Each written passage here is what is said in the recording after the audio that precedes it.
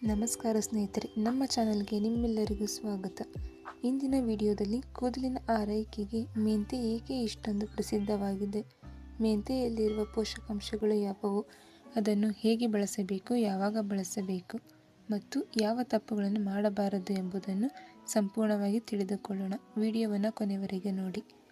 ಮೆಂತೆ ಒಂದು ಸಾಮಾನ್ಯ ಅಡುಗೆ ಪದಾರ್ಥ ಮಾತ್ರವಲ್ಲ, ಇದರಲ್ಲಿ ಪ್ರೋಟೀನ್, ಕಬ್ಬಿಣ, ನಿಕೋಟಿನ್, ಆಸಿಡ್, ಲೆಸಿಥಿನ್, ಫೈಬರ್ ಹಾಗೂ ಆಂಟಿ ಆಕ್ಸಿಡೆಂಟ್ಗಳಂತಹ ಹಲವು ಪೋಷಕಾಂಶಗಳಿವೆ. ಇವು ಕೂದಲಿನ ಆರೈಕೆಗೆ ಸಹಾಯ ಮಾಡಬಹುದು.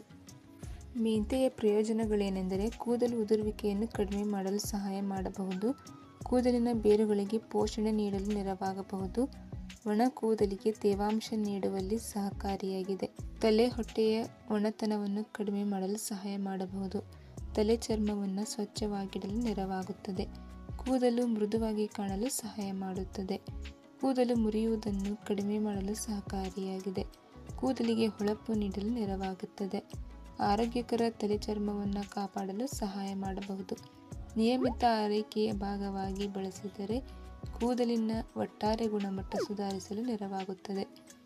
ಮೆಂತೆ ಹೇಗೆ ಬಳಸಬೇಕು? 2 ಚಮಚ ಮೆಂತೆಯನ್ನು ರಾತ್ರಿ ನೆನೆಸಿಡಿ. ಬೆಳಿಗ್ಗೆ ಅದನ್ನು ಚೆನ್ನಾಗಿ ರುಬ್ಬಿ ಪೇಸ್ಟ್ ಮಾಡಿ ತಲೆ, ಚರ್ಮ ಮತ್ತು ಕೂದಲಿಗೆ ಹಚ್ಚಿ.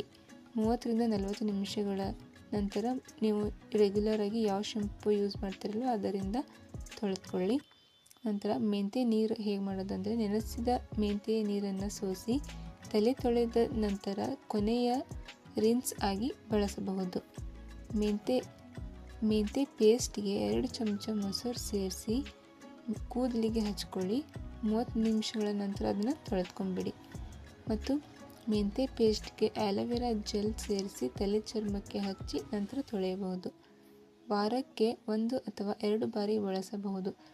ಮೆಂತೆ ಬಳಸುವಾಗ ಗಮನಿಸಬೇಕಾದಂಥ ವಿಷಯಗಳೇನೆಂದರೆ, ಮೊದಲ ಬಾರಿ ಬಳಸುವ ಮೊದಲು ಕೈಯ ಮೇಲಿನ ಚರ್ಮದಲ್ಲಿ ಸ್ವಲ್ಪ ಹಚ್ಚಿ ಪರೀಕ್ಷೆ ಮಾಡಿಕೊಳ್ಳಿ. ಕಣ್ಣಿಗೆ ಹೋಗದಂತೆ ಎಚ್ಚರಿಕೆ ವಹಿಸಿ. ಅಲರ್ಜಿ ಕಂಡುಬಂದರೆ ಬಳಸುವುದನ್ನು ನಿಲ್ಲಿಸಿ. ತೀವ್ರ ಕೂದಲು ಉದುರುವಿಕೆ ಅಥವಾ ತಲೆ ಚರ್ಮದ ಸಮಸ್ಯೆಗಳಿದ್ದರೆ ಚರ್ಮರೋಗ ತಜ್ಞರನ್ನು ಸಂಪರ್ಕಿಸಿ. ಉತ್ತಮ ಆಹಾರ, ಸಾಕಷ್ಟು ನಿದ್ದೆ, ಒತ್ತಡ ನಿಯಂತ್ರಣ ಮತ್ತು ಸರಿಯಾದ ಕೂದಲಿನ ಆರೈಕೆಗೆ ಜೊತೆಗೆ ಮೆಂತೆಯನ್ನು ಬಳಸಿದರೆ ಉತ್ತಮ ಫಲಿತಾಂಶಗಳ ಸಾಧ್ಯತೆ ಹೆಚ್ಚು. ಸ್ನೇಹಿತರೆ, ಮೆಂತೆ ಒಂದು ನೈಸರ್ಗಿಕ ಆರೈಕೆ ಪದಾರ್ಥವಾಗಿದ್ದು ಸರಿಯಾದ ರೀತಿಯಲ್ಲಿ ಬಳಸಿದರೆ ಕೂದಲಿನ ಆರೈಕೆಗೆ ಸಹಾಯಕವಾಗಬಹುದು. ಆದರೆ ಇದು ಯಾವುದೇ ಅದ್ಭುತ ಅಥವಾ ತಕ್ಷಣದ ಪರಿಹಾರವಲ್ಲ.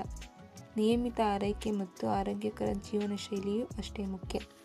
ಈ ವಿಡಿಯೋ ನಿಮಗೆ ಇಷ್ಟವಾದರೆ ಲೈಕ್ ಮಾಡಿ, ನಿಮ್ಮ ಸ್ನೇಹಿತರೊಂದಿಗೆ ಹಂಚಿಕೊಳ್ಳಿ ಮತ್ತು ಇಂತಹ ಉಪಯುಕ್ತ ಮಾಹಿತಿಗಾಗಿ ನಮ್ಮ ಚಾನಲನ್ನು ಸಬ್ಸ್ಕ್ರೈಬ್ ಮಾಡಿ.